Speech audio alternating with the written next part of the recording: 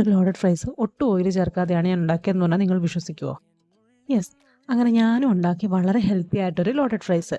Boneless ചിക്കനിലേക്ക് hot spices എല്ലാം ചേർത്ത് സമയമുണ്ടെങ്കിൽ മാരിനേറ്റ് ചെയ്യാൻ ഒരു 10 മിനിറ്റ് വെക്കാം. ഇനി നേരെ എയർ ഫ്രയറിലേക്ക് ചിക്കനും കൂടെ ഫ്രഞ്ച് ഫ്രൈസും വെച്ച് ഒരു 200°C 10 to 12 മിനിറ്റ്സ് വെച്ചാൽ പകുതി ജോലി കഴിഞ്ഞു.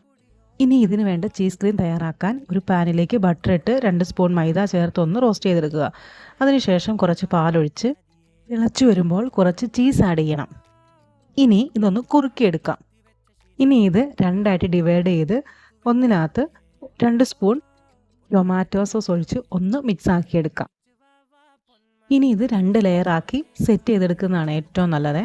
ഇത് ഒതൻറ്റിക് ആയിട്ടുള്ള റെസിപ്പി ആണോ എന്ന് ചോദിച്ചാൽ ഒതൻറ്റിക് ആയിട്ടുള്ളതല്ല, പക്ഷേ എനിക്ക് ഏറ്റവും ഇഷ്ടപ്പെട്ടതും ഹെൽത്തി ആയിട്ടുള്ളതും ഇതാണെന്ന് തോന്നുന്നു. ഡെക്കറേറ്റ് ചെയ്യുന്ന കാര്യത്തിൽ ഞാൻ അത്ര പുലിയല്ല, അതുകൊണ്ട് കണ്ടാൽ വലിയ ലുക്കൊന്നും ഉണ്ടാവില്ല, പക്ഷേ ടേസ്റ്റ് കിടു ടേസ്റ്റാണേ.